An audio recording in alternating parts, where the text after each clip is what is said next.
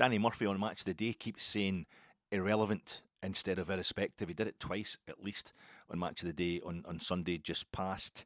Brentford have a guy called Igor Thiago playing up front after they get rid of Ivan Toney. It's IT, both of them called IT, and neither of them Russian or Eastern European in any way. Ivan and Igor, a T, I find that quite, I mean, they're there at different times, obviously. I mean, Igor Thiago's been brought in to replace Ivan Toney, but Ivan Toney plays for England, Igor Thiago plays for Breslau, although he did play for Ludogorets Razgrad, so he has been in Eastern Europe. Ludogorets Razgrad, the Bulgarian side who Rangers will be playing in this season's Europa League group stage. You've got Ashraf Hakimi. He scored the first goal in the 2025 Champions League final, last season's Champions League final, played in Munich, the Allianz Arena in Munich. That's the first time that Paris Saint-Germain have won it, because all 5 European Cup or Champions League finals that have taken place in Munich have all been won by a club winning that competition, becoming champions of Europe for the first time in their history. He scored the first goal in that game, and that game ended 5-0 to Paris Saint-Germain. And in the Conference League final last season in Wrocław, you had Real Betis lost 4-1 to Chelsea, but Real Betis opened the scoring, and it was Abdi, is it El Al-Zouli, but everybody calls him Abdi. He's a Moroccan international. He scored the first goal of the game, and Chelsea, were getting beat 1-0 at half time, but they came out and scored 4 goals in the second half, so they won 4-1. So that's 2 different Moroccan internationals scoring the opening goal in 2 different European club finals. The opening goal of 5 that were scored in the game. There's both 5 goals in both those finals. Not the same kind of distribution of the 5 goals between the teams that are taking part, but a Moroccan. And the thing is, they've both, Hakimi, he was born in Madrid, and he was raised basically in the Real Madrid, Castilla, whatever you want to call it. I don't know if he played for the Real Madrid first team. Of course he did. Played for some great clubs. He has played for, including Inter, who he was scoring against. And El Al-Zouli, he moved to Morocco when he was 7. His parents moved to Morocco when he was 7, and he got raised in the Barcelona system, Barcelona youth team, and the outskirts of the Barcelona first team before he started moving around. So I think that's really interesting. It's not a slow news week. I'm just keeping you up to date. Just let me come down for the Roma game and the glamour of European football. European club football last week. Borussia Dortmund, I don't do betting tips normally. Myself and Colin Cameron, only guys that I know. Colin, who's always getting in touch, is a great guy. He's always very supportive of my podcast by listening to it, which really is more than anybody else has to do. More than enough just to listen to this kind of waffle. But Colin will get in touch and be very supportive. And he was saying, same as myself, he thought we're going to win 3-0 at Dens Park. And we did. Rangers did win 3-0 at Dens Park last week. So myself and Colin minted, 2 of us, absolutely coining it in. And I'm going to start doing your kind of Bismarck type predictions. I'll give you some betting tips. First one for the season is Borussia Dortmund are going to finish second. Get a bet on Borussia Dortmund each way for the Champions League. They're getting to the final. They're going to lose the final, though. I don't know how the betting works, but you can get a bet on them losing the final. Go for it. Put your house, the mortgage, just get everything on Borussia Dortmund losing the 2026 Champions League final in Budapest. I'll tell you why. You want to know why? I'll tell you why. Because in Real Madrid won the first 5 European Cups. Bear with me, this is in no way interesting. Real Madrid won the first 5 European Cups, and then Barcelona get to the final in 61. Oh, they're going to turn it around, but they lose the final to Benfica. Benfica then they win the following year's final as well, 62, and they beat Real Madrid. Phenomenal game. But then Benfica lose the third. They're in 3 straight European Cup finals. And people are thinking, are they going to do the same as Real Madrid, win 5 in a row? But they don't. They lose the third one to AC Milan at Wembley. And then Real Madrid lose the following year's final 64 to Inter in Vienna. And then 65, Inter retain it, but they beat Benfica in the finals. You can see the same team. So what happens is you get a little pattern there where the runners-up in the European Cup are 1963. Now it's 1962 Real Madrid, 63 Benfica, 64 Real Madrid, 65 Benfica. Okay, right, no, that's fine. You then get the situation where Manchester United win the Champions League in 2008. They beat Chelsea in the final, but they lose the following season's final to Barcelona. 2009 in Rome, Messi, the header, that kind of thing. When his boot comes off, so they lose the final to Barcelona in Rome. They don't get to retain it, but the following season, it's Bayern Munich in 2010. They're losing the final to Jose Mourinho's Inter. And in the following season, at 2011, Man U lose to Barcelona again at Wembley. And the season after that, 2012, Chelsea beat Bayern in their own stadium. Because Bayern couldn't win it again in Munich, could they? No, because it's only new clubs that become champions of Europe when the final was in the city of Munich. So it had to be Chelsea. That was their first time winning it. Chelsea, who also won it in 2021. So Chelsea only won it in years. Well, there's a 2 and a 1 at the end. But you've then got a situation where Man United lose the Champions League final in 2009. Bayern lose it in 2010. Man U 2011. Bayern again 2012. That's not enough for you. You're not getting the pattern here. All right, okay. So you've got Real Madrid winning La Decima, and they beat Atletico de Madrid in the final in the Stadium of Light in Lisbon. They win their 10th Champions League / European Cup. They beat Atletico Madrid in the final Madrid derby. Following season, that's what 2000. When was that? 2014. That's 2014. 2015 in Berlin, Barcelona beat they beat Juventus in the final 3-1, and in the season after that, Real Madrid are back and they beat. It's another Madrid derby. And it's at the San Siro, and they beat Atletico de Madrid again. This time on penalties. It was extra time the previous time. And the season after that, Real Madrid beat Juventus in Cardiff in the final. So your pattern is runners-up in the Champions League are 2014 Atletico Madrid, 2015 Juventus, 2016 Atletico Madrid, 2017 Juventus. Oh, I'm just mentioning this because obviously Manchester City beat Inter in the 2023 Champions League final in Istanbul. Real Madrid beat Borussia Dortmund in the 2024 Champions League final, Wembley. And you just said PSG beating Inter in the 2020. If I go to explain it to you, I don't really. It's almost like you're not listening. This is the kind of stuff that the punters want to hear. It's been an interesting. Nancy, but they're going to get a manager called Nancy, and they're called the boys. I mean, I'm not going to go for the open goal of Nancy, but that's really pathetic. The one thing I do with my podcasts is I refuse to go down that road. I refuse to rise to that kind of stuff because I've got Celtic fans or fans of rival clubs getting in touch all the time and making all these horrible plays on the names of our manager and that. And I've seen memes with our man Danny Röhl done up in like kind of Nazi gear and all that from the Second World War. It's like just don't mention the war type stuff. Celtic fans, this is horrible, cliched, really obvious stuff, and I'm no into all that. But all breaks down with the role reversal. The muse in my head, she's universal. I mean, it's Nancy boy. They're going to get to do Placebo. They're going to get to do Placebo, so, but it's one of the coolest songs. I love Nancy Boy, the song. They put the H in boy, the boys, the Tim Alloys, the boys, all the nicknames Celtic have got for themselves. And the guy's got to be called Nancy. Oh, Nancy Boy. Aye, damn right, because they'll have to claim it, won't they? That's what Celtic fans are like. Oh, we've got to be the most emotional. We've got to be we're above all that. We can. It's a fit, but don't. So they're going to do that because obviously Hearts have got the Claudio Braga song, Radio Gaga, and Queen did play. I mean, everybody likes a bit of Queen, and they did Live Aid famously, of course. So this knows if they haven't done anything for charity, but they did do. South Africa during apartheid, Queen, so they're a bit dodgy and that, a bit cheesy at times as well, Queen. But the Hearts fans are getting a lot of publicity for the innovativeness of the Claudio Braga song. So Celtic fans will be absolutely burning because they want attention. They're very needy, very kind of.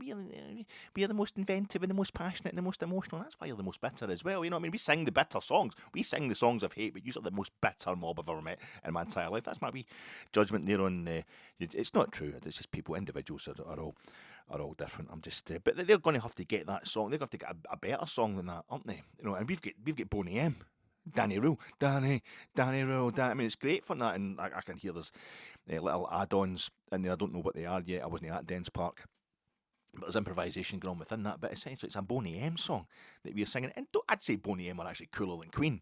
That's fine, but Celtic, it's just an open goal for them, isn't it? They're going to go in there and they're going to turn it round on us, and they're going to do a whole... And there's even a bit in Nancy Boy by Placebo where it's, what a gas, what a beautiful ass, what a guess, what a beautiful ass. So they've got, it's the gas, their manager Danny Röhl is calling Gassama Gas, that's his nickname. Their top goal scorer this season is called Gas. So they're going to turn that into, they're going to do their own lyrics, not be, stuff your gas, he's an ass or something. No, I'm not going to get into that one. I don't want to give them too good a lyric. I'll go for an obvious one there. They might take that on board and embarrass themselves. But just stuff like that. I feel as if I just go to, how you doing, folks? This is your Fatek running the rule over Danny Röhl. So again, open goal, got to use that line. This is the time that most club-based podcasters, I'm not a Rangers podcaster, I'm just a podcaster who happens to love Rangers, they will do this thing of using the international break for a little catch-up on what's going on at their club, and it'll just be really, really terrible, awful, boring minutiae they'll be getting into about their club and just whipping up. Let's have a look at the squad. What do you think we'll do in January? Blah, blah, blah. But we actually deserve to do that just now because Danny Röhl coming in just on the 20th of October there. This is the first time there's been a break in the hectic schedule at Ibrox. So it's actually a proper thing to do. But not just because we hate international football or anything like that and we're trying to waste time and try to keep up the likes and the views and the YouTube algorithm, keeping it happy. There's actually a need to look over Danny Röhl's first 6 games in charge, and it might not be that much better than Russell Martin's first 6 games in charge. So I'm going to go over that, and also I will have a look at the international. It's quite a momentous international weekend, the extended international weekend you get now coming up for Scotland. I'm talking to you on Friday night, Friday the 14th of November, and Scotland tomorrow night will be playing Greece and Piraeus. Then we've got Denmark at Hampden Park on Tuesday. I've got some very controversial things to say about that. I think everybody's just kind of, I mean, I'm the same as you. If you're a Rangers supporter, there's a big part of me that quite likes to see the Tartan Army getting completely embarrassed. I don't have any kind of sympathy for the Tartan, but I'm a Scotland supporter. I'm not a Tartan, I'm a Scotland supporter, and I've put a lot more into it than most of the Tartan Army, and I actually care more about the football itself and about Scotland on the international stage than a lot of the people I see in the Tartan Army who are more about themselves, says the guy who's doing a podcast in which he discusses his every innermost thought. But I think what might happen here is everybody seems to be looking forward to Denmark at Hampden. That's going to be the showdown. That's going to be the showdown. Scotland play Denmark on Tuesday night, so that's just the Greece game. Just get the Greece game out of the way. That's going to be fine. We just need a draw over in Greece. And we'll be absolutely. Are you kidding me? I have a funny feeling we're going to get beat in Greece, and that'll be it.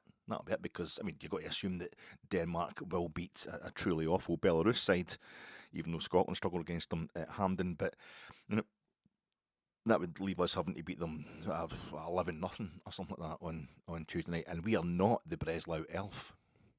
We are not the Breslau elf when it comes to beating Denmark by massive score. That's a niche reference there. You got to check that one out. So we're not going to do that. So I think you've got to be aware of the Greeks. The Greeks bearing gifts. That's been a whole calendar year for me. I've seen a lot. I saw Panathinaikos obviously at Ibrox, and I saw Greece relegating Scotland into League B, or the Nations League, in that relegation playoff, and we'd won 1-0 in Piraeus, and they came to Hampden. I was at that game. Then I was at the game where we mugged them at Hampden, and although Greece are out in the World Cup, this season, just a few weeks ago, when Greece are winning 1-0 and kind of cruising, and Scotland just suddenly scored 3 goals out of nowhere. It was really, we're going to discuss that towards the end of this pod, so you can switch off if you totally hate the Scotland national team before that. But I'm going to look into that. And the fact that I think I've seen Greece a lot this year, but also we've got to be aware of Greeks bearing gifts. You've got to be aware of the treachery of the Greeks. Are more treacherous than the leaves. I think they kind of not the same colours as the kind of brown leaves that are about just now, because it's that time of year. Thank God it's finally got actually cold today, Friday. It's bright and it's cold, the opposite of what it's been all week, where it's been absolutely miserable, but it's been warm. It's been creepily warm. That's the energy companies that are cranking up global warming, which is killing absolutely millions of people. you think it actually works against them, because I didn't need to put the heating on, except for getting some clothes dry.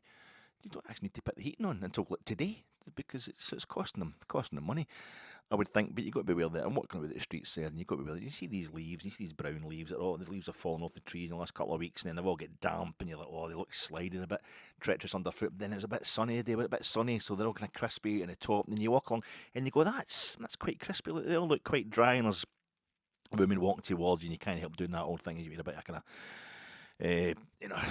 unreconstructed sexist like myself. You just, I'll go to the outside and let that woman that's walking towards you can get the dry bits of the pavement that's not get any treacherous leaves on it, and you think, oh, that bit's dry there, and it turns out, but what's actually happened is there's a little kind of pothole in the pavement underneath, and it's dry leaves on top, right in the middle. As you're cruising along the top of it there, they've got lots of take. There's traction on the dry leaves at the top. You're absolutely fine there, but underneath, like kind of meltwater underneath an ice cap or something like that, it's just it takes you away. It's you start slipping, you start sliding, and you start falling about, and that's that thing. And you got to hang on to something, because the waterproofs that I've got from Peter Storm that I got down in Ambleside a couple of years ago, the stitching's already busting on them, because I'm so fat. Every time I have to bend over to pick something up, I'm dropping stuff all the time because I'm so fat.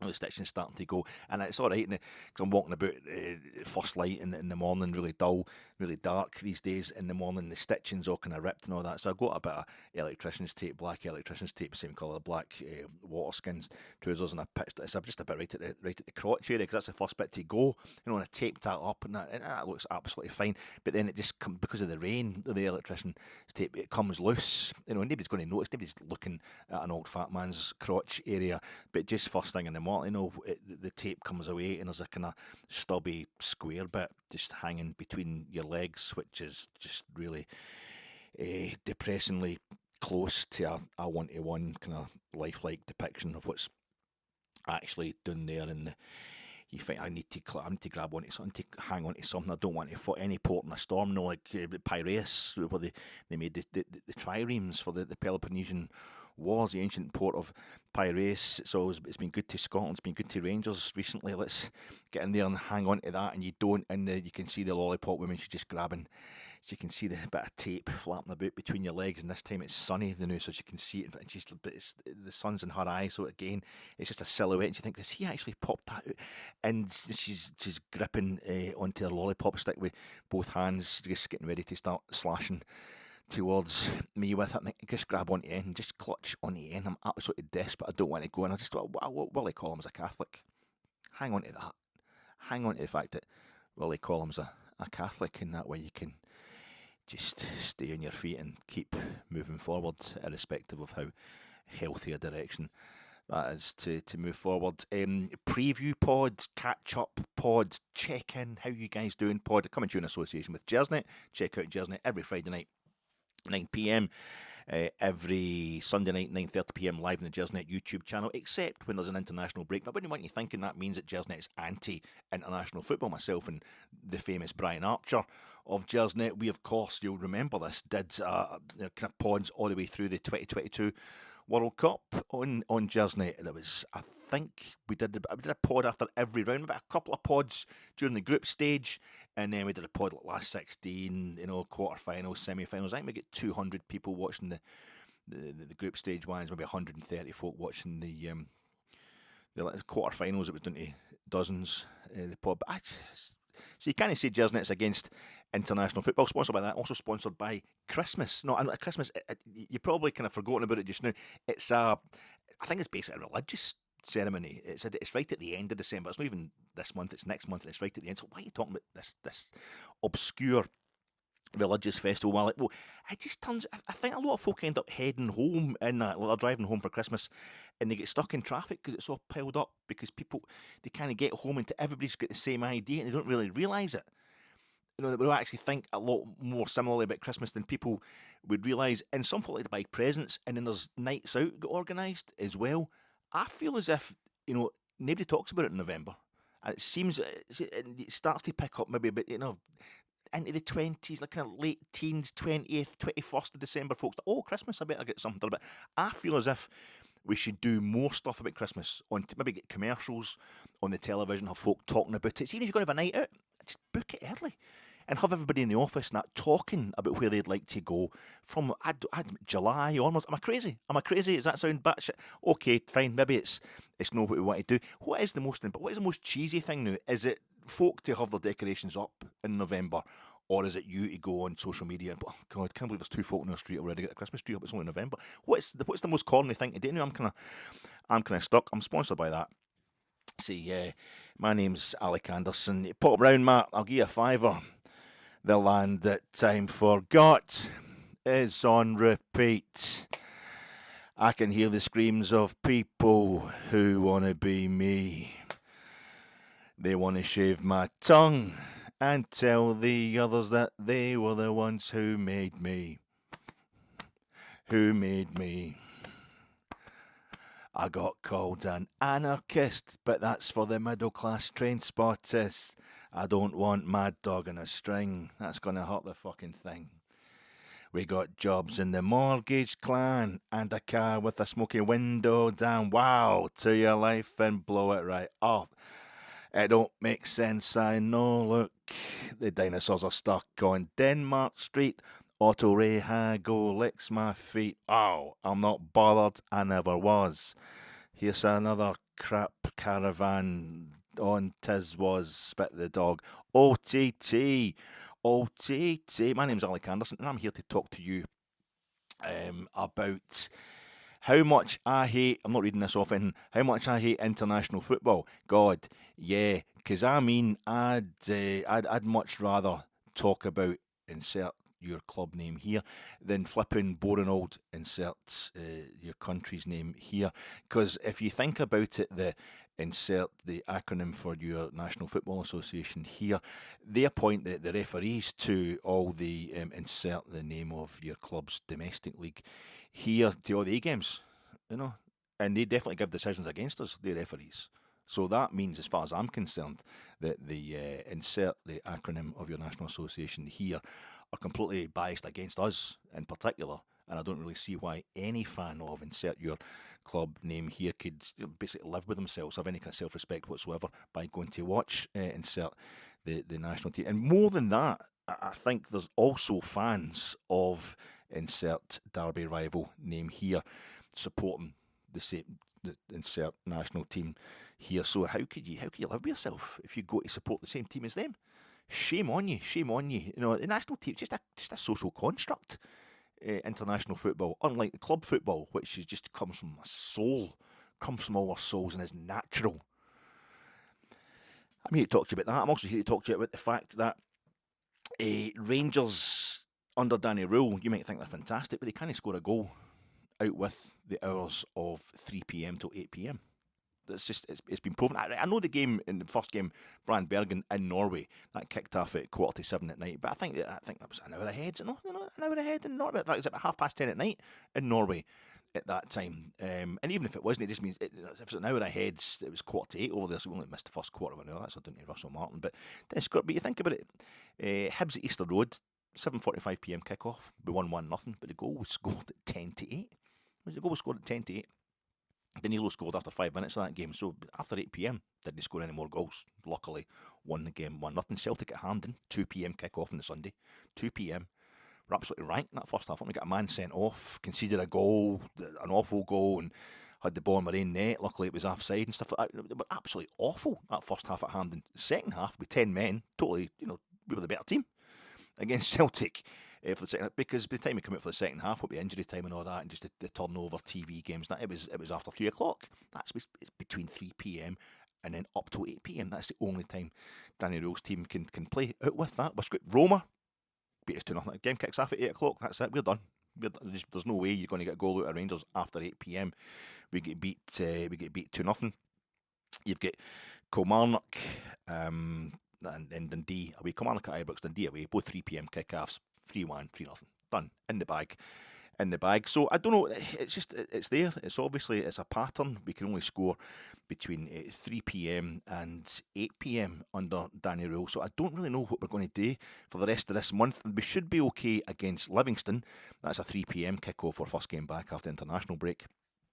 3 p.m. at Ibrox, 8 p.m. at home to Braga. 8 p.m. at home to Braga. So you've got to hope just got to hope it's a 0-0. And that would be our first point of this group stage. I'm nothing against that. Unless we could maybe do the thing that we did in the 1976 Scottish Cup final, Tommy McLean onto Derek Johnson's head, and it was, remember it was scored before 3 p.m. The referee kicked off slightly early, and Rangers scored so early they actually scored before 3 p.m.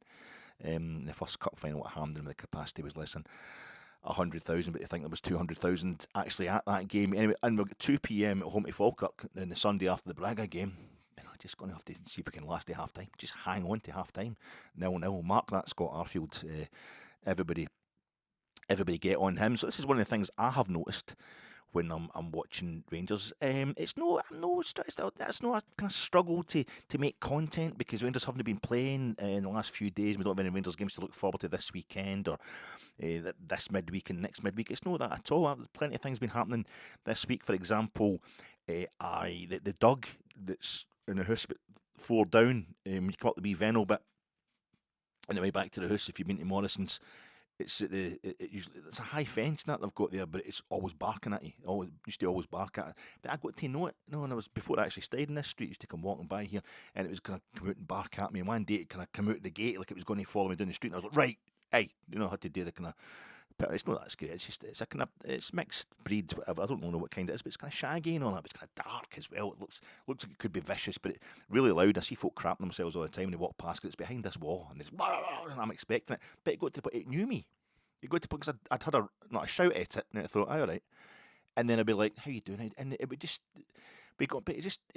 ignore me. After that, I would walk past, and it's up at the water, and just go and just look the other way, totally ignore me. But I hadn't seen it for a while. I was starting to worry if it was all right. And then I come up the Venno the other day, and it was up the top, and it was barking at me. And I'm like, hey, come on, you know me. And it's all right, I do actually. It was great. So that I've seen the dog along the road's fine. It's still there. I got 2 lovely chops. This was Monday, but the sell-by date was actually the day. There's no often you get that in Morrison's. The sell-by date, so it's a couple of days ahead. It's and I'd got these. The chops you can get with the flavours on them. I got a couple of them. And kind of Chinese sweet and sour type flavour or something. It's got powder stuff they put on the top of some of the port loin chops in Morrison's, because it's 2 wee ones does me fine, and it's usually less than £2 or just over £2, quite cheap. But I did the podcast on Sunday, and I really enjoyed the game on Sunday. Did a really big long podcast after it. By the time I get back into the kitchen, I thought, I don't know, the sell-by date was the next day. I bought them on the Saturday, and the sell-by date was on the Monday. And I'm thinking, it's late, and they smelled all right when I put them in the pan thing to put them in the oven. I did them in the oven.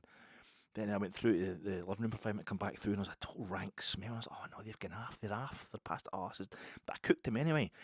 And I was cutting wee bits off the edge and all that. It turned out the rank smell was coming from the chicken. The silver foil I'd had on the chicken the night before, and I'd put it in the rank bin, and I could smell it, or it was stinking at the kitchen. I thought it was the stuff I was cooking. It wasn't. But it made it when I got the. So it's been a good. Plenty. There's no reason not to do a podcast. Plenty stuff happened. Did I tell you about Ivan, Tony, and Igor Thiago? Yeah, I did that. Okay. Right, so snagging list. Got to do snagging list. I did Dulce et Decorum Est during the last podcast at Remembrance Sunday after the Dundee game, and I had a big massive pause in the middle of it. It's because I forgot the words. I don't want you thinking I was over emotional. I was starting to cry and all that. I'm very emotional about wars and stuff like that, and I think our service men and women are totally underappreciated, and they go through hell. But I like Dulce et Decorum Est because it's kind of anti-war. There's no glory. There's a lot of that going on just now. Folk kind of fetishising the poppy and all that, which is wrong. That's out of order. They're using it for an excuse for rank nationalism. So it's kind of difficult to draw the balance. I always got a poppy, and I've family and friends and that served. So you're always, and I have talked about this extensively before, and I think it's just, you just need folk that are going to do that. And it's an amazingly brave job they do, and they're totally underappreciated.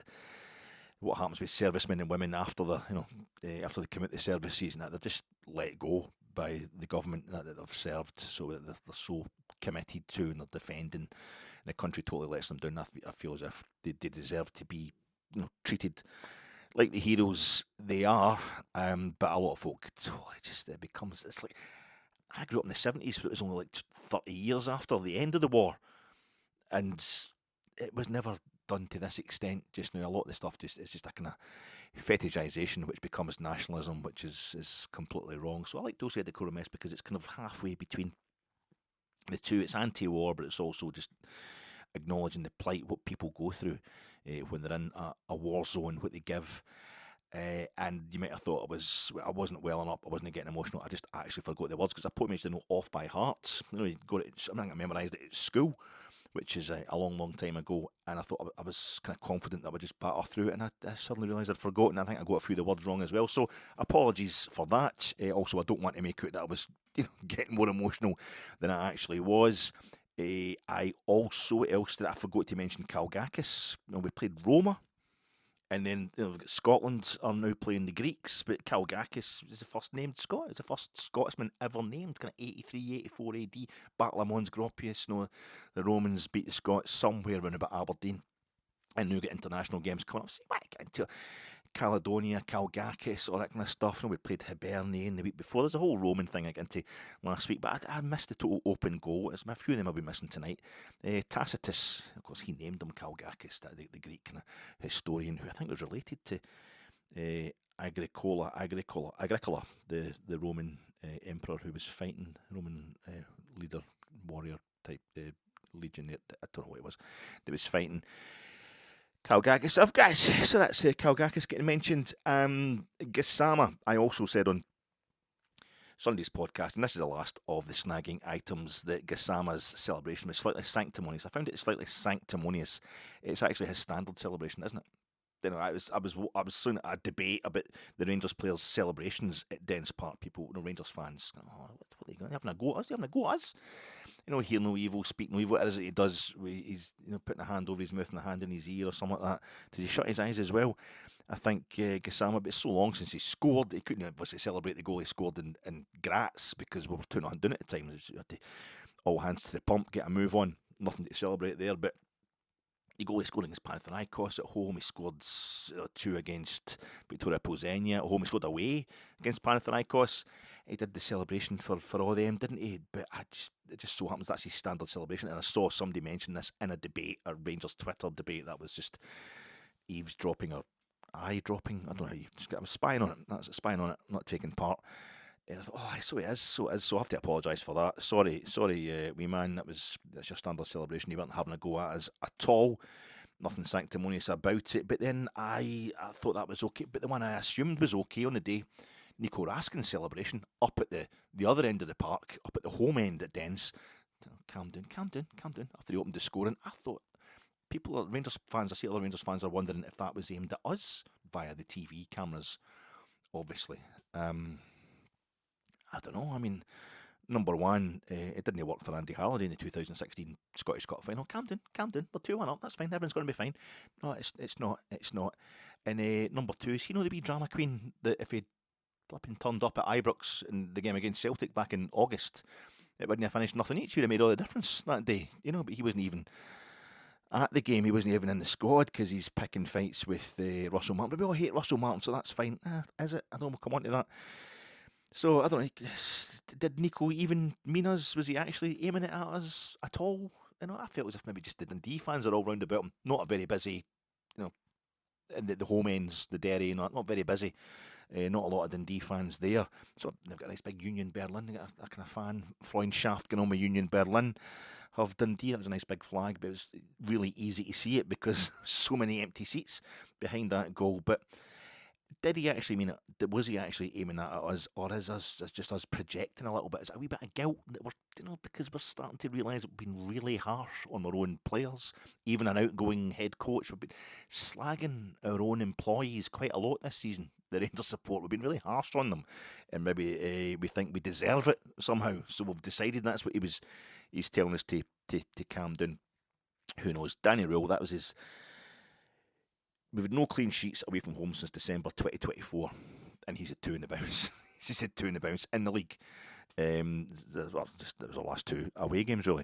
So he's had 2 clean sheets away from home. He's won 3 consecutive league games, which is, so we had 1 and now we're on 4. Is that him quadrupling a number of league wins? Aye, because 4 times 1, 4. So we've got 4 league. He's quadrupled in the space of 3 games our number of league victories this season, and we haven't won by 3 goals away from home since that same game against Ross County at Dingwall back in December 2024, the last time we'd kept a clean sheet away from home in any game before Danny Röhl arrived. So there must be something about playing dark blue relegation fodder that really suits us. He arrived, Danny Röhl, on the 20th of October and has transformed us, but in a very kind of believable and, as Chairman Kavanagh wanted, sustainable sort of way. He refuses to talk about January transfers. He refuses to name a best 11 from the current squad. He's always maximising the possibilities. He's always studying us. It's kind of ongoing improvement is very much what he epitomised. I know a lot of managers talk that way. A lot of head coaches will talk that way. You know, nothing's ever perfect. You've got to keep pushing forward, what have you. But he seems to kind of have that innately about him. Magoma overlapping for the third goal. Magoma's overlap. Everybody's been talking about that all week. That's more important. That was more important than Gassama's finish for the third goal. No, it wasn't. That was Gassama putting the ball in the tap bin is definitely the most important aspect of that goal. But it was definitely helped. Magoma was drawn away defenders, and it's quite exciting. A wee taste of things to come. This is what he wants more of. I think this team is just learning to open up because they've been told to stay in their positions. Fixed positions was definitely the thing under Russell Martin. You can see them slowly but surely kind of coming back to life. 6 games under Danny Röhl. 1-3. I've lost 3, but we can see it's getting kind of wildly better in the league in particular. I thought Diamandi was interfering with play. McCracken, the Dundee goalkeeper, gets down and makes a save, so he's obviously able to see it. Yeah, but if Diamandi had been standing there, he has to jump up Dio to let the ball go through his legs. If they disallowed what would have been a third goal in the first half, what would have been Mikey Moore's second goal of the game, it was disallowed just after the half-hour mark, wasn't it? Because Diamandi was deemed to be interfering with play. I know the same thing happened in the Liverpool-Manchester City game. Andy Robertson, who's heading for, what's that going to be, 90 caps? Only the third Scotsman ever to get 90 caps for Scotland by the end of this international weekend. So he's definitely got in the way that for Van Dijk's header against Manchester City. I saw Howard Webb justifying that, and I take that all on board. What he was saying, I think he was right, Howard Webb, and I feel it was the same for Diamandi. Was definitely the goalkeeper could have held it. That's the argument, is he could actually have held it rather than just saving it if Diamandi hadn't been in the way. But the thing for me under Danny Röhl is Limp-Provement. It's not just improvement; it's got to be sustainable. It's Limp-Provement. I'm going to get a neologism before the one thing. All this podcast, and I'm making no money out of it. I'm boring people to death. But the one thing I'm going to get out of this before I die is a neologism. Somebody's going to start using a phrase that I've invented, a word that I've invented, and my latest one is Limportant. It's important improvement under Danny Röhl, because that's why I was defending Russell Martin so deeply early into the season, because I was sick of this pattern of new manager bounce, followed by a slump, then a few stuttering revivals and European miracles, meaning nothing because we only went to win the league title, apparently. So it's almost as if the longer the unbeaten record of a new manager, the more inevitable and sharp his decline before he completes an entire season. He's definitely going to, there's no way he's going to get to managers for an entire complete season. We haven't had that since Steven Gerrard, the same manager in the job from the start of the season to the end of the season. And it's almost like the better the start these new managers, these replacements, the next great hope has. It just, Philip Clement, Giovanni Van Bronckhorst, Michael Beale, they're on that list of previous Rangers managers to win their first 3 league games that Ian Crocker of Sky was talking about at the end of the game last Sunday against Dundee. Danny Röhl's now on that list. So was Bill Struth, yes. But our recent malaise has been about kind of patching up and mending and papering over cracks in the squad. By recent, I mean since 2021, really. Maybe since we got to the Europa League final, won the Scottish Cup 2022. The seasons after that, it's been a malaise, and I think it's been patching up, mending, papering over cracks in the squad's mentality as much as its ability, for the sake of a kind of collision or a confluence, a coincidence of expedient needs. New manager needs to get the fans on sides, the players need to get the new gaffer on their sides, and the board can't afford the punters to start binning Ibrox. Because they need to do what they can. They need to get a quick fix in terms of the manager, just replace the manager constantly to get a quick fix in so they can continue to try and sell or buy Dave King's shares. In the back, I can never remember what was happening with Dave King's shares, but it was just patching stuff up. Just let's do what we can, and you would get this new manager bounce. Would go on these great unbeaten runs, usually end at Parkhead, and then it would all start falling to pieces. And so, almost kind of pleased me that things were taking a bit longer. Russell Martin, it was just all bad. It was mostly, we're going to discuss the fact that it wasn't really all bad under Russell Martin, but it was going. So I actually thought, yeah, that's fine. This is what we want. We want somebody who's confronting the legacy issues straight away. This kind of patching it all up to keep everybody kind of temporarily happy. Well, that was all with a view to getting the club sold, and that's happened now. So none of these things apply now. Now the owners are in it for the long haul, and they want the team, the club, overhauled. Danny Röhl's losing 3-0 in his first game away to Brann in Bergen. The fans know it's not his fault. He gets to see the legacy issues in that game, and we're not improving at a rate that isn't sustainable. Under Röhl. The Roma game proved that it's not unsustainable, and it's not fueled purely by any improvement we are making under Danny Röhl. Isn't fueled purely by big time Charlies within the squad suddenly deciding they're going to turn up for a big game. In our domestic form, all our domestic form under Danny Röhl has proved that. The League Cup semi-final, that's all this year, calendar year 2025. This is actually, I think that's the 6th straight game that Celtic have failed to beat us over 90 minutes.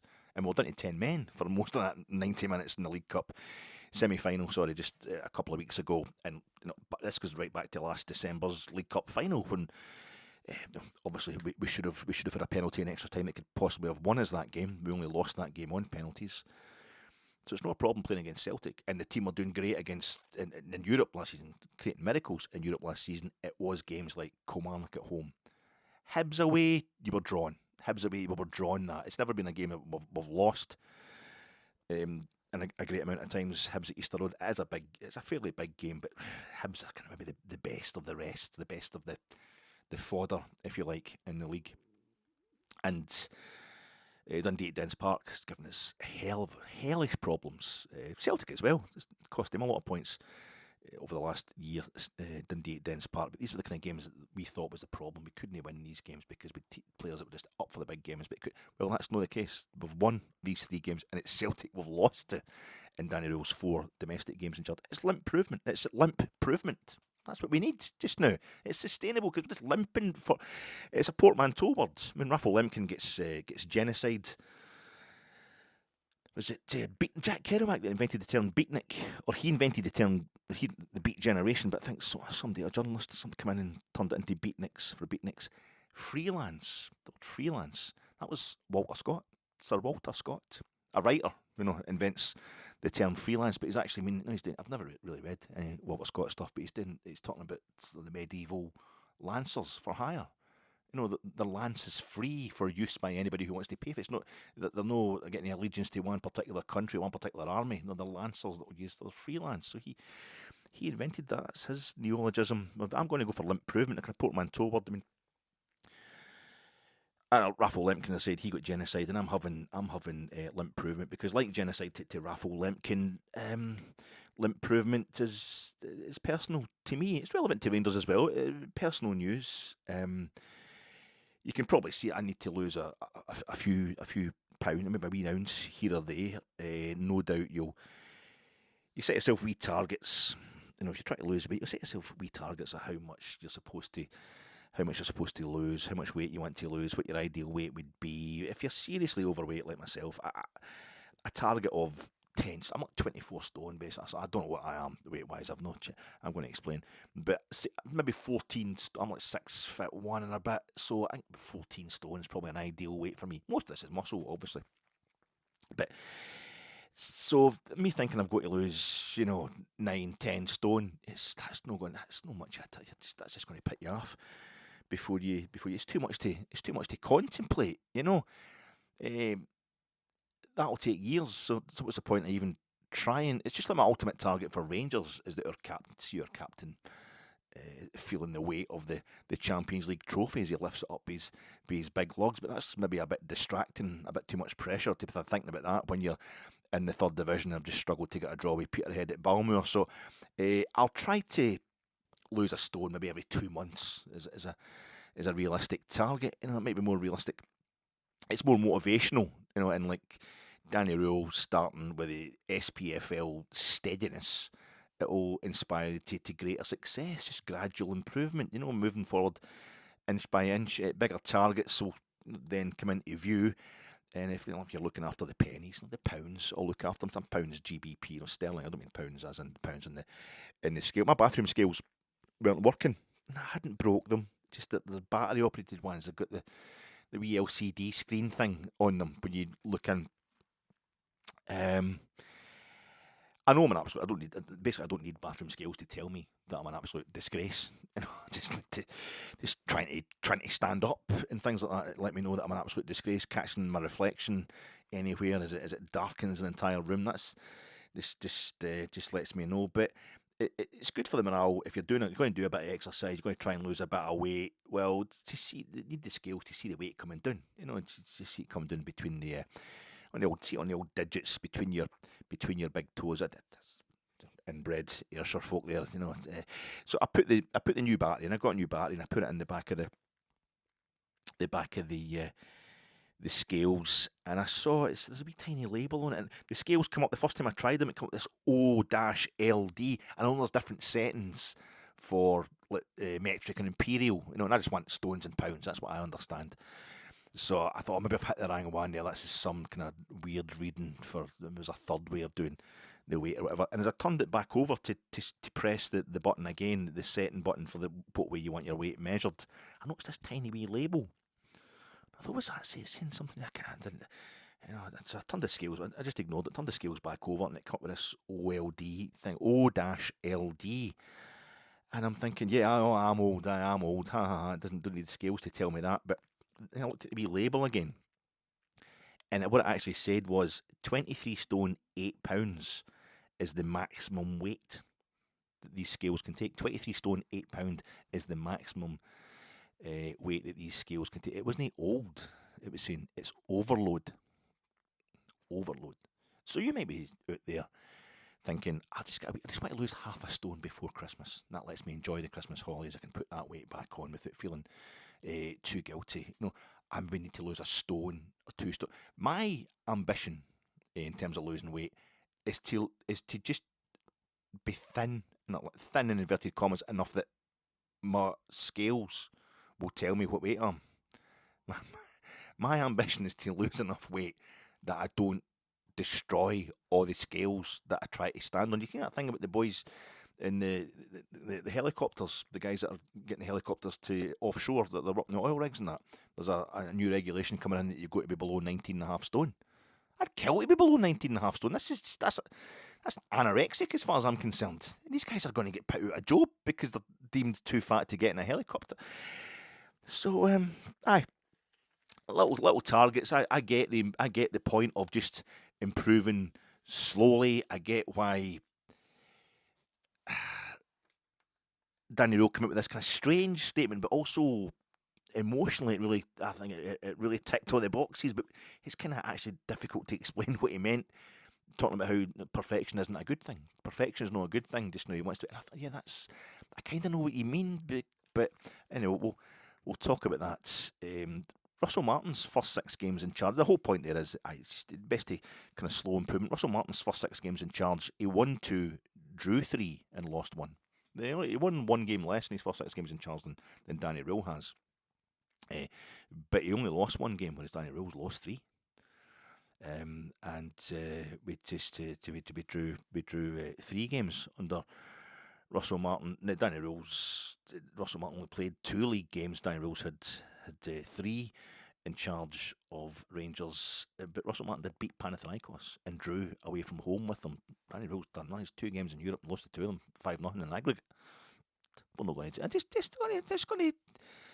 going to put it out there. Singing his name for 90 minutes last Sunday. I think we need to. No, he got 2 clean sheets as well. Did Russell Martin, beating Panathinaikos 2-0 at Ibrox, beating Polzenia 3-0 at Ibrox. So he didn't get clean sheets away from home. That's fine, but he did get clean sheets. I'm not trying to stick up for myself in the fact that I backed Russell Martin much longer than I should have, but I just something to. Danny Röhl is basically, I think, he's become diametrically opposite colour or tone or flavour, if that's possible, of the same phenomenon. He's benefiting from the diametrically opposite feeling to Russell Martin that we had.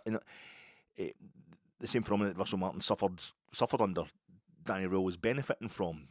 This kind of, we're singing Danny Röhl's name for 90 minutes. No, that just. I know he's wore the suit and he came out and spoke to the fans at Bergen, and it was lovely to see the way the reception he got, and you can see how much the Rangers supporters wanted a manager that they could all get on board with. But is that enough for the total passion that he's been getting? And I'm on board with it. I absolutely love him. You know, I've wanted a German Rangers manager my entire life, so I'm absolutely loving it. But Röhl's football is so much better than Russell Martin's. He knows what he's doing, but he's getting far more love than he deserves. Basically, as strictly speaking, as in his first kind of 6 games in charge, Russell Martin got far more hate than he deserved. Röhl's great in the league, crap in Europe. Russell Martin's, as a reversal of Russell Martin's first 6 games. I mean, Russell Martin became abject in Europe and is responsible for one of the worst displays I've ever, just arguably the worst display I've ever seen from Rangers, any Rangers team. And but I wonder about it. There's something kind of, it's a bit of an MTK Budapest, a bit of a Voros. Sorry, do you know, red flag. No, MTK Budapest reached the 1964 Cup Winners' Cup final. The Hungarian team that people still associate as being the secret police team in Hungary from the communist period, or the Warsaw Pact period, but basically kind of from the Jewish community in Budapest. It was just the Soviets coming in and took them over in that nasty way they do. It's a bit, nowadays they're seen as the one of the rare teams in Hungary that we're playing Ferencváros in a short while. The MTK Budapest, one of the few teams that don't actually have any kind of extremist fans. A very small club now, MTK Budapest, but they reached the Cup Winners' Cup final in 1964. They were 3-0 down to Celtic at Parkhead in the semi-final. First leg of the semi-final, then they won 4-0 in Hungary in the second leg. So Celtic could have won the Cup Winners' Cup before Rangers if it wasn't for MTK Budapest. MTK Budapest then, in the final, they lost to Sporting Club of Portugal. They must be thinking, Christ almighty, green and white hoops. It's true what Rangers supporters tell us, they're everywhere. You know. So that was, they lost to Sporting Club, but their name, for a wee while, their name was Voros Lobogo, which red flag was this. Always every time I see it's a bit of a red flag. I think, a bit of an MTK Budapest, and folk go, don't know what you're talking about, don't want to. It's sure to be something really, really boring. In that run to the final, in the 64 Cup Winners' Cup final, MTK Budapest also beat Motors Zwickau of East Germany, of the DDR, who became FSV Zwickau, who Danny Röhl played for. So that's a wee coincidence, but there's something a bit weird about that. I don't think it's not a red flag. It's just. I think it's almost like we spent so much time. We hated Russell Martin before he'd even arrived. I didn't want Russell Martin to get the job. I didn't think he was a guy for the job. But then hearing his interviews and all that, before I thought he was. I liked him. I liked his attitude, and I liked his politics, and I think that's been a big thing as well. All the insults I see from Rangers fans aimed at Russell Martin during his time in charge. The vegan thing come up, but it's not even a political thing being a vegan. It's something that's going on in society just now, and I think he's on the right side of that. He's a crap manager, though. He's crap for us, absolutely crap. There's no two ways about it, and it got to the point where it's like, yeah, it's just not working at all for whatever reason. But I wonder if there's a kind of thing going on with Danny Röhl where we've just gone completely the opposite way. We adore him, and it's lovely. It's emotional as well, and it's bloody nice to be winning league games. It really is. It's just so nice to be winning league games and to be confident that we will win them, just against the kind of standard opponents, not even massive games. Just it was awful in the early part of the season. But I wonder if it's that thing of we're trying to prove that we're still the boss. This massive takeover, it's such a kind of sea change. It's I had my reservations about it, not because I just know we will eventually be dumped by 49ers Enterprises, by Kavanagh and Marathi. They're only here to make a profit, but they can still leave us in a really decent state when they do eventually go, and somebody else will want to buy us over, and it's untold glory, hopefully, in the time that they're here. That's absolutely fine. I'm on board with that, and it's, as I say, highly preferable to Saudi Arabian money. But this is the point. I've just been saying from the word go, 2012, it's going to take us a generation to get over this. It's going to be 2032. That was my kind of rough estimate. It's going to be 2032 off our own steam before we're back to like retaining league titles and everything being normal Rangers again. Whereas I know that sounds arrogant to fans of other teams, if there's any watching it, fans of non-old firm teams, but I just mean because of the size of Rangers, the inordinate size of Rangers and Celtic compared to the rest of the country, it is normality for us to be winning more league titles than anybody else, other perhaps than Celtic, but at least as many as them, and retaining league titles. That's normality for us. That's how we know we're back on an even keel.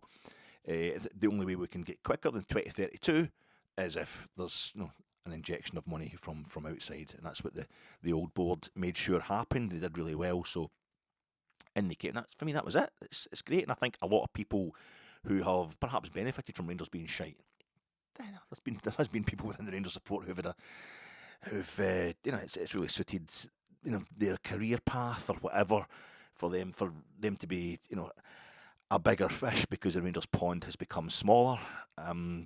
Maybe they're kind of against that. A lot of Rangers supporters, obviously, are just run-of-the-mill supporters. Ordinary guys like myself are used to the fact that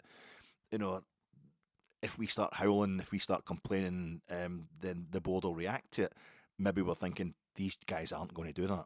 They aren't going to do that. We need to get in there quick to have one last proper... I know a lot of folk just hated Russell Martin for whatever reason. Didn't want him in. But protests, it just seemed to be completely over the top for that early part of the season. But it just reminds me of a scene... I mean, it happened to me in jobs. You go in and, like, the gaffer starts giving you a really hard time straight away. You're like, oh, it's just... There's an episode of Frasier where Marty, Frasier's dad, played by John Mahoney, he gets a job again, because obviously in Frasier, the whole point, his dad's had to move in with him because he got shot, and his job as a policeman. He got shot, he got wounded, so his leg is really bad, and it takes him years to get over that.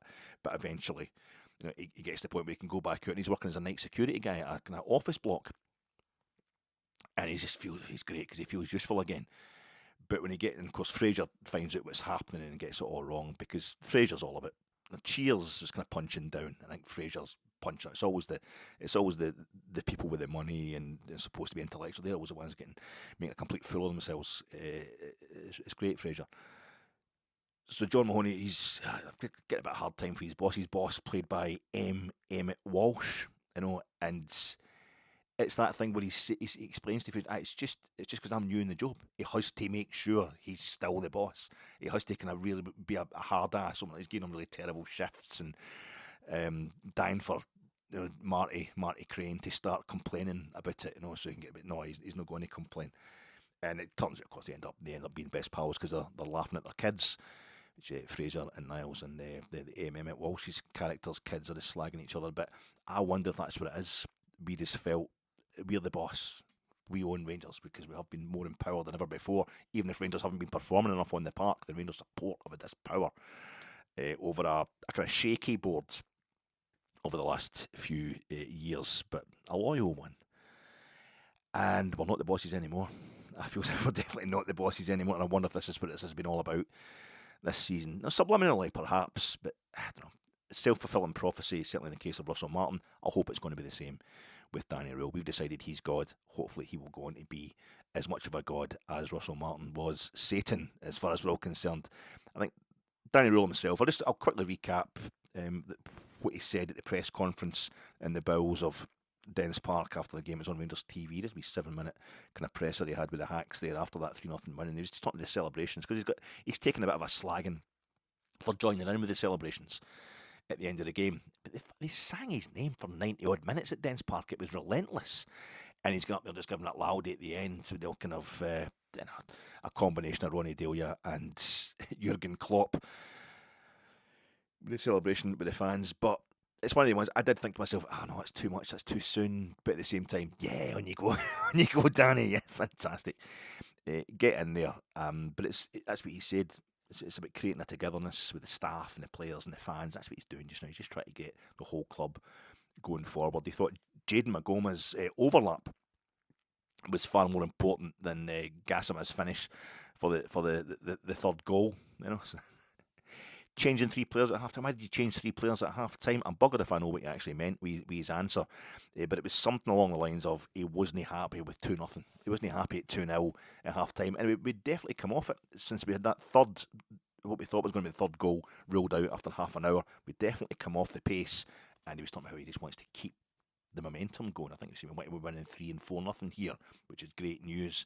But it was also, he kind of, I think he used the, I don't speak perfect English, says a guy who his native language is English and he's stuttering to actually articulate an explanation for this. But I think he was using that to kind of mumble a bit and just throw a few non sequiturs out there. But he's trying to say nobody's guaranteed to play the whole game. But conversely, that means nobody's guaranteed to not get a game. It's a squad thing. This was a big emphasis for him. It's a squad game. Because Ronnie Esplin asked him, how much closer do you feel you are to getting your best 11? And that took him by surprise. You could see Danny Röhl thinking, oh, right, okay, but he's smiling and he's saying, that's a great question. That's a really good question. And he's obviously taking his time trying to work out an answer to it, because he's eventually answered by saying he won't. Rangers won't win anything with just 11 players. But he's basically still kind of assessing the squad and finding out who has potential, who can do more, how to get it out of them. Mikey Moore, I think, was a very pertinent example of that on the day. He'd been wasted out wide on the right-hand side, Mikey Moore. I thought he was done. Mikey Moore would be away in January back to Spurs or wherever Spurs wanted to play him, and he's just moved them a bit inside, which is he's obviously got a great eye for a player. He knows what he's doing, Danny Röhl. I think that's why we're loving him straight away. He just tucked Mikey Moore inside a bit, and you saw the young man. His involvement for the goal that was allowed was fantastic. It was really, I mean, a world of difference to him, just a few short games. So he's just assessing things himself. I'm sitting here trying to assess Danny Röhl because it's the first break in the schedule since he arrived, but he's very much doing the same with the squad. He's working on the centre forwards we have, Majowski, Chermiti, Danilo, and again, it's about trying to improve, see what he can teach them. He said, try to teach them different things, try to talk to them.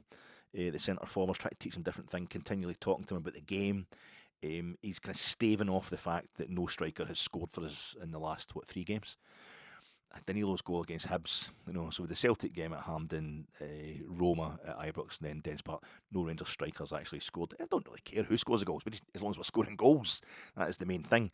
But he's trying to stave off that as a criticism. I'm talking to him all the time, he's rotating them all the time as well.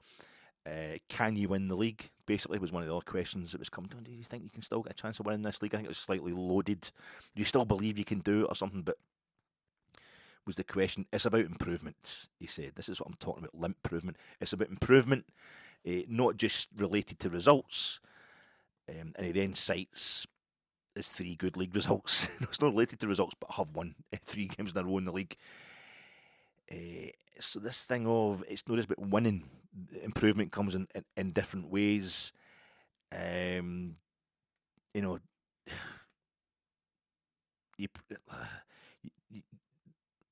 look at come off the pace a bit in the second half at Dens Park. Yeah, but he wants to chat about it. He's like, yeah, why did that happen? It's no kind of Danny Röhl's no saying, yeah, we did. Oh, did we? I thought we were fine. We won 3-0. That's the main thing. He's not in any way offended by any question. He's almost like, aye, we did, didn't we? What's that all about? Or like, do you notice that? Right? See why that? See why that happened? It's because of this, because of that. So that's why I tried to change this and change it. He just wants the conversation, but I think he knows as well what he's doing. And that's when somebody said to him, but you come off the pace a bit in the second half, which we did after making the 3 substitutions at half time. He said, if everything was perfect, it would be not good. Now we have space to improve. He says, like we want perfection, but that's no. It's almost like he knows if everything was perfect, it's not good. Well, it is, isn't it? We do. If everything was perfect, it'd be great. So why is he saying this? I think it's because he knows perfection isn't possible. And maybe he means if everything was perfect, I wouldn't be here. I wouldn't have got the job. But I think he's like, it's good that I've got something to work on. If it's no perfect, it's the improvement I'm putting into them. I can put it into them in a way that's sustainable, in a way that we will carry forward. As sustaining. Limp-Provement. And Danny Röhl has been a massive Limp-Provement for Rangers. Long may it continue. Other items of news this week, folks.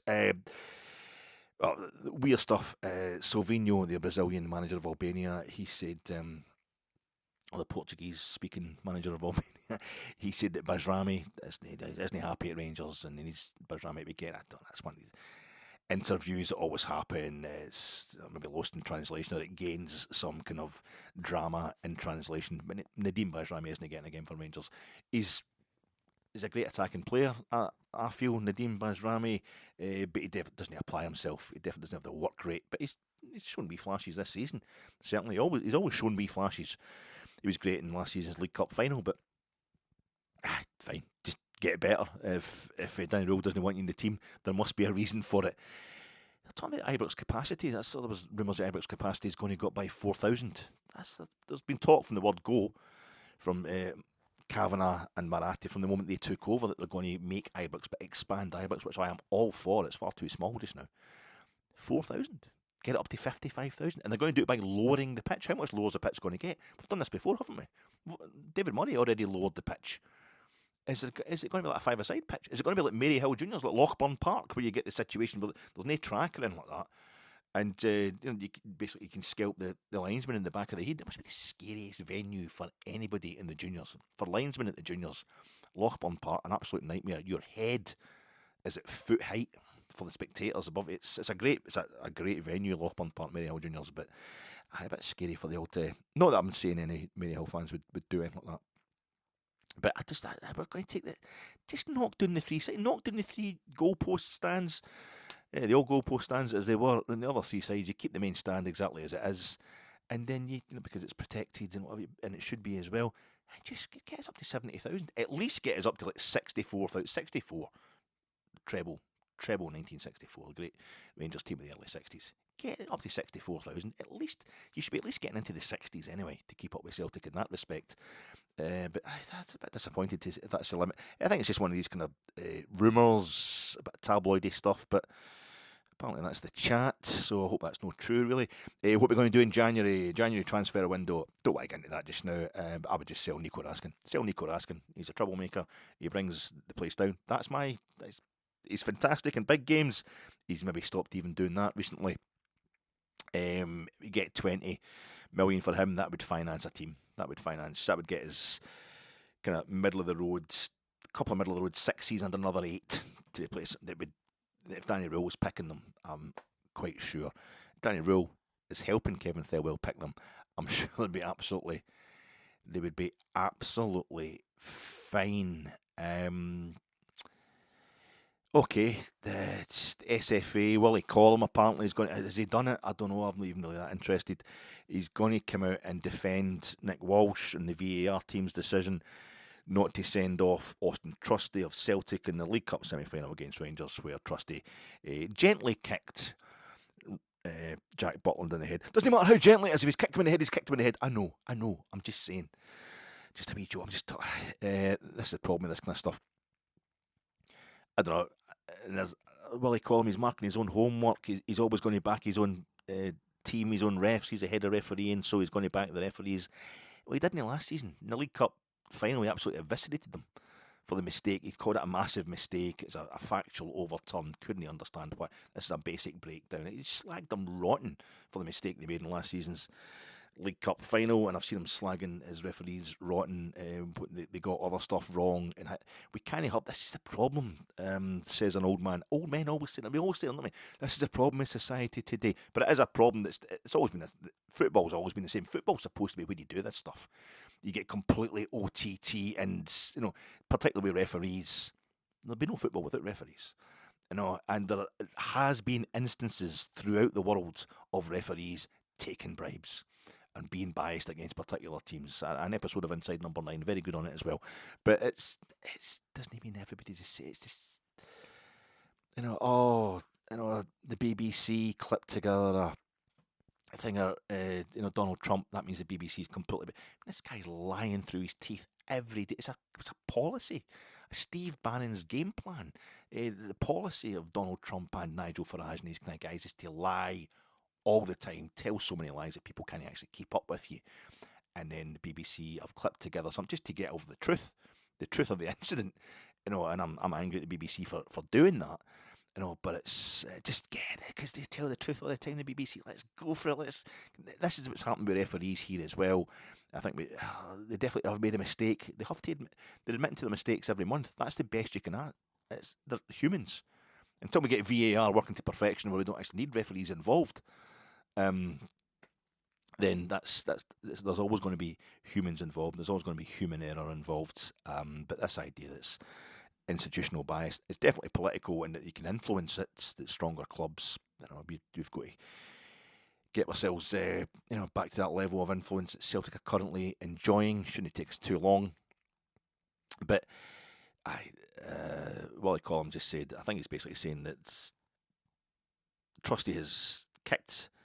He's made contact anyway with his boot with Jack Butland's head, but that doesn't mean there's not enough power to make it a kind of violent incident to make it necessary that he's in. And I know my thought at the time was, I still think that he should have been sent off, because you see players, if somebody pushes somebody by the neck or a player pushes somebody in the face, it's never sore, not for a professional footballer. But it's contact with the face, and you go into, right, that's it, you're off. There's got to be certain stuff that you just can't do. Kicking somebody in the head is something you cannot do. There was an incident during having said that, there was an incident during, was it Aston Villa, Bournemouth? I'm watching that at the weekend. If you watch any other games, you see the same kind of stuff happening all the time. Other countries, other leagues, other games within Scotland featuring non-Old Firm clubs. Aston Villa against Bournemouth on Sunday. I was watching the highlights of that and match of the day, and the ref booked Morgan Rogers, England international Morgan Rogers, for a nasty looking kind of ankle stamp on the Brazilian Evan Nielsen of Bournemouth. It was after, he just let play go on. It was advantage to Bournemouth, and once their attack kind of dissipated, he went back and he booked him. And VAR had looked at it, and it looked nasty when you saw it in the action replay. He kind of stands, he seems to stand on the guy's ankle, but I think the guy's already gone over his ankle, Evan Nielsen. And Morgan Rogers doesn't help the situation, but he kind of puts his foot on the guy's, the side of his leg, basically just above the ankle. But it was reckless. It was a reckless challenge according to VAR, but not violent conduct. So there is that. I know, Jack Butland's on the ground, prone, and has the ball, but that's a kind of 50-50 challenge I'm talking about at Villa Park. It happened in the weekend before. Jack Butland's on the ground, and he's got the ball in his arms. But that's two outfield players, I suppose, as well. But it shows you there is that kind of metric, there's that rubric, there's that possibility in there of interpreting something. It's not particularly violent. It's maybe a bit reckless.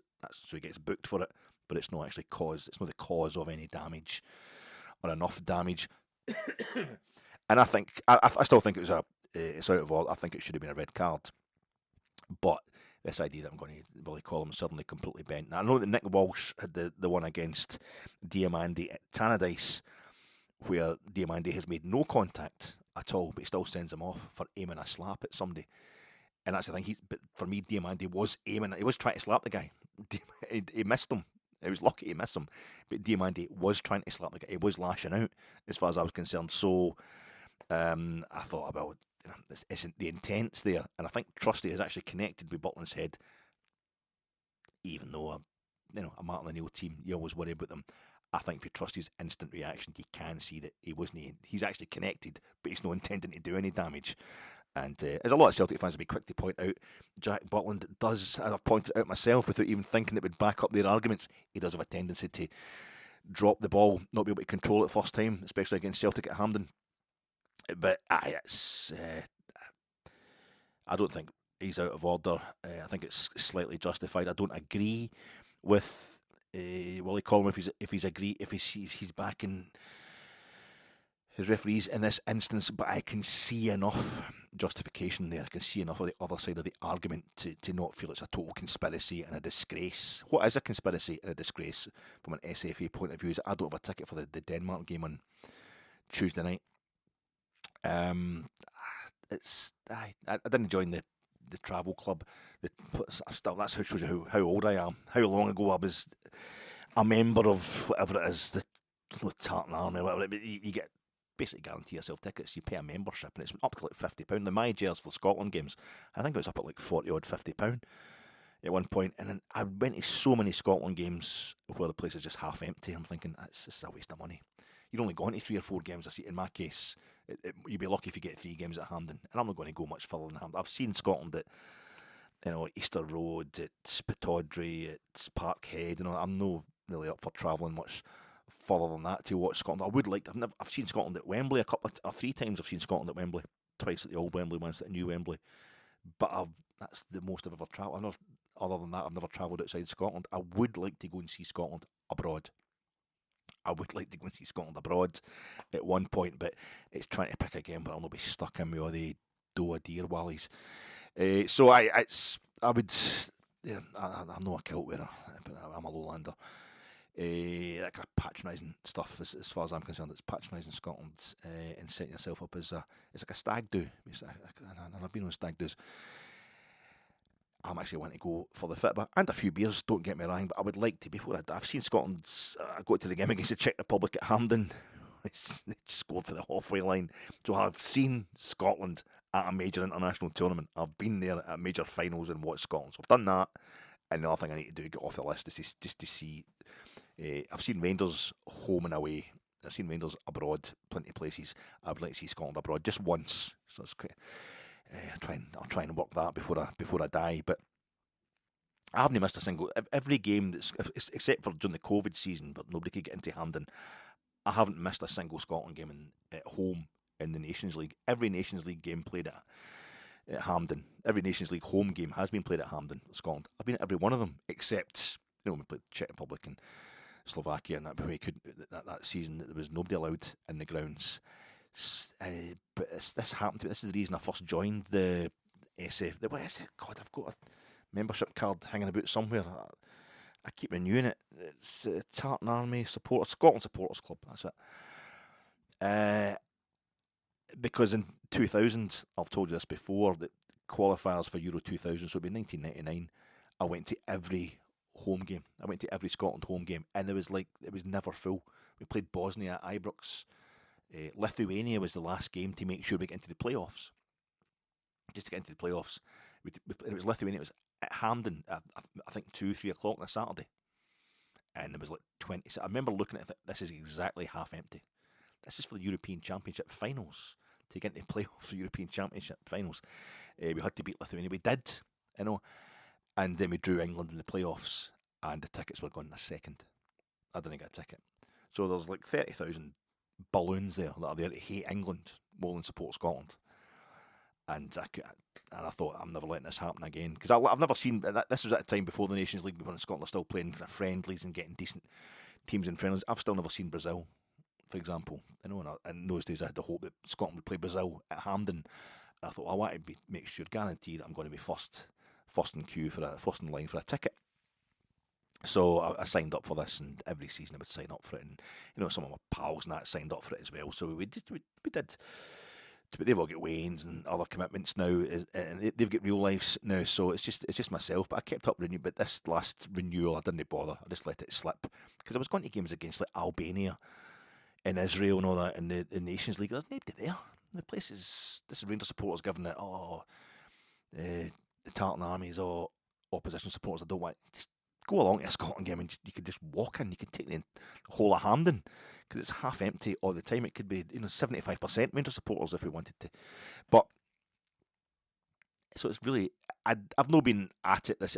I went on holiday during the game against Belarus at Hampden. I didn't go to that. I've only been at the Greece game in this campaign. So fair dues, okay, but I'm not as loyal as a few other Scotland supporters, but I'm more loyal than most, so not to get a ticket for that game. I think if we get gubbed off Greece tomorrow night, a few will suddenly become available. I'm not particularly bothered, but it does instantly make me want to see us get beaten so I can, get the playoffs. I've never been there. I've never been there when Scotland have qualified for anything. And I'm old enough to have been there when Scotland qualify for stuff. And sometimes it's holidays. Sometimes they always play games in October, which is school holidays, so there's always every second year at least there's a game that I miss, but it's a bit because it's eight. This is the 23rd World Cup that's going to be in America next year, various places next year. And Scotland have only qualified for. Well, we've qualified for 9 before, but it obviously didn't go in 1950. Queer World Cup, the 1950 World Cup didn't have an actual final. It was one that turned out the final game in the final group stage of 4 was the decider. If Brazil had drawn that, they would have won the World Cup. That was the biggest crowd ever at a football match when Uruguay beat them 2-1 in the Maracana in 1950. And also Scotland qualified, but because we finished second in the home internationals, you know the story. No, we're not going. It's top of the group or nothing. FIFA begging us to come to the World Cup. Just come. You're second in the group of 4. That's fine. Nope. First place or nothing. That's what we said. OTB so fussy these days, but aye. The SFA, an absolute disgrace that they can't get me a ticket for that game. So I want them to go into the playoffs because Kosovo and Switzerland are in the same group, and Kosovo and Switzerland are both. Either the two of them can finish first and the other one's going to finish second. I've never seen Switzerland. That's the biggest. I've seen Roma. Finally got to see Roma. That was the biggest European club I hadn't seen. Biggest European club finalist I hadn't seen. My other major list ticking Anorak list is all the UEFA international teams, and I've only got 6 to go. One's Kosovo, Liechtenstein. No, I've seen Liechtenstein. So Luxembourg. I've never seen Luxembourg. Where else have we got? Azerbaijan, Andorra, Montenegro, Kosovo, and Switzerland.